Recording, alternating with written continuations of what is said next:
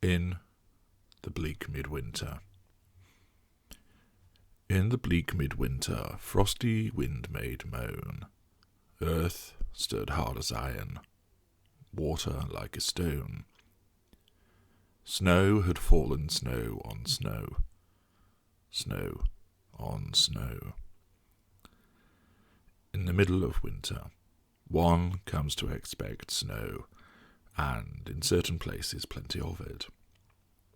Snow is beautiful. It carpets any scene, any view, and transforms it into an eye-catching and attractive picture. Few people can resist looking out over a snow-covered landscape and be spellbound by it. The thick, white blanket that conceals all the blemishes and carbuncles that are ordinarily visible. A scrapyard, which is full of rusting motor vehicles, broken washing machines, and discarded fridges, becomes an undulating cloak of unbroken snow.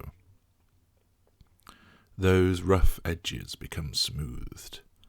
The stained soil is hidden beneath the sparkling coat. The world soon becomes a more attractive and an almost magical place. As the first snowflakes begin to fall, that excitement still rises within most people. They are transported to their childhood and remember the anticipation of the snowfall. It might mean a snow day and freedom from school. It certainly meant snowball fights, sledging and building snowmen. An infrequent opportunity to engage in something different in this marvellous winter wonderland. It also evokes such keen images of Christmas, that most celebrated of seasons, and therefore the link between snow and wonderful sensations and events is incredibly strong. Even the solitary snowflake is a thing of wonder. Perfect crystalline formations, each different, delicate, and seductive. They mesh together as the isolated snowflakes become a dusting, and as more snow falls, the temperature lowered, the dusting becomes a layer, and then a carpet which grows thicker and deeper. The world slows down to embrace this beauty. Everything looks clean, smoothed, and beautiful. Noise becomes muffled, and invariably silence reigns, as if sound has agreed to be muted, in silent reverence of the visual spectacular that is created by a snowfall. When the snow first comes, it is mesmerizing, enchanting, and makes everything seem wonderful. Of course, being trapped beneath this frozen water is a cold and unpleasant experience. Over time it compacts and ices over, proving of little use for snowballs.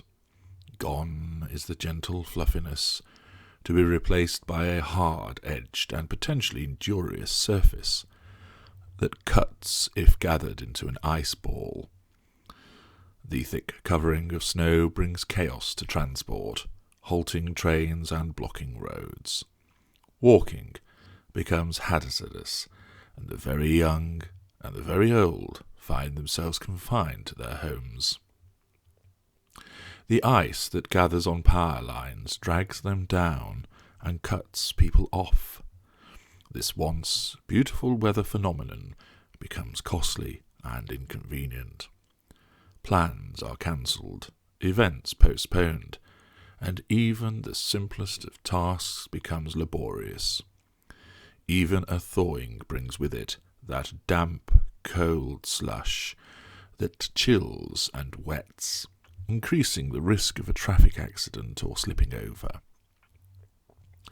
The once white paradise becomes brown slush and sharp ice, neither being appealing. It freezes as the temperature drops again, but has none of the beauty that preceded it. As the days become weeks, this seemingly unending cold front, with its legacy of ice and snow, grows all the more unwelcome. Yet its grip shows no sign of loosening, generating more inconvenience and misery for those who are isolated by it, or consigned to having to deal with it. That once white, magical landscape has soon transformed into something frightful and difficult. How easily the world changes from such mesmerizing beauty into cold, hurtful bleakness. Strangely familiar, don't you think?